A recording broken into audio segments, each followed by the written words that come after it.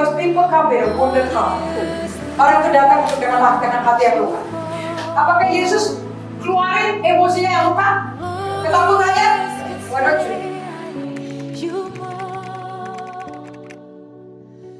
Oke, kalau saya ya, karena mungkin kurang lebih saya tadi kayak merasa bahwa Tuhan tuh bicara langsung tentang saya secara pribadi ya. Karena saya juga ternyata tanpa saya sadari waktu saya duduk, oh ternyata saya juga punya perasaan seperti ini gitu, bahwa saya nih punya luka yang mungkin harus saya selesain gitu kan.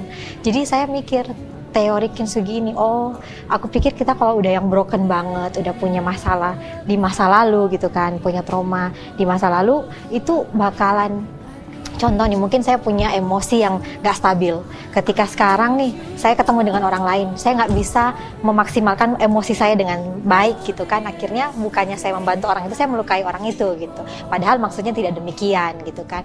Nah, dari luka-luka di masa lalu itu kalau nggak diselesain, ternyata bukan memberi dampak yang baik buat orang, malah melukai orang-orang itu. Padahal maksudnya kita baik gitu. Cuman caranya kita mengekspresikan emosi kita tuh nggak sesuai. Tadi bicara soal Kintsugi itu sendiri juga aku yang mikir, wah ternyata teorinya Tuhan tuh kita nggak bisa mikir gitu loh. Mungkin kelihatan kayak orang lihat ini kok retak-retak ya, nggak ada kemungkinan buat diperbaiki, tapi ternyata setelah diperbaiki malah jadi lebih indah dari konsep sebelumnya gitu kan.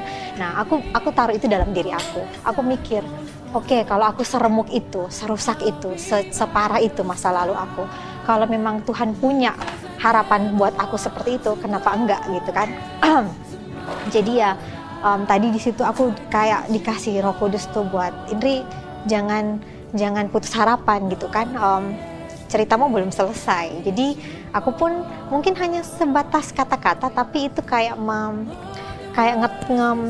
nge-push diri aku sendiri buat percaya Tuhan itu punya harapan yang besar buat aku. Dia punya cerita yang belum selesai di aku. Jadi ya kita kan nggak tahu nih, seminggu kemarin mungkin aku ngerasa seperti apa, tapi ketika datang di sini Tuhan tuh kasih aku kekuatan lagi, harapan lagi.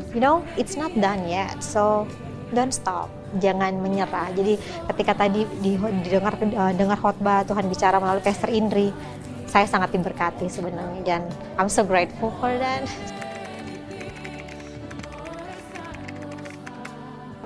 Oke, karena tadi poinnya penting sih sebenarnya. Pastor Indri itu remind kita untuk daily relationship with God. Karena relationship, hubungan sama Tuhan itu bukan tentang hubungan yang seminggu sekali atau 2 minggu sekali atau kapan kita mau, tapi sebenarnya melatih kita untuk rutin sama Tuhan. Karena kan relationship itu perlu dibangun. Jadi aku pikir memang kedepannya kalau memang Tuhan ingetin kita, berarti itu dia concern di kita untuk rutin ketemu dia setiap hari gitu. Setiap hari, kalau mungkin pastor 3 kali sehari, aku belum bisa, ya wes, I do my best gitu kan, sehari, at least setiap hari I see God, aku ketemu Tuhan gitu. Ya kurang lebih planningnya demikian sih Kak. Ya, ya sama-sama Kak. Itu impactnya emosi tuh kalau kita jalankan dengan kasih Yesus itu impactnya luar biasa ya.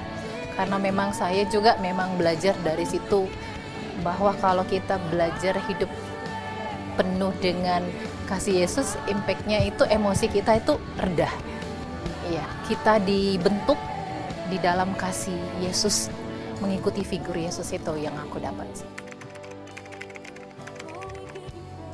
Ya, aku harus perkatakan dalam hati, dalam hidup saya, aku pasti melewati badai ini di dalam nama Yesus, dan aku harus lewati ini dengan berjuang keras untuk melawan badai itu, karena badai itu harus kita lawan. Kalau kita mundur malah kita akan makin jatuh atau tidak akan dewasa.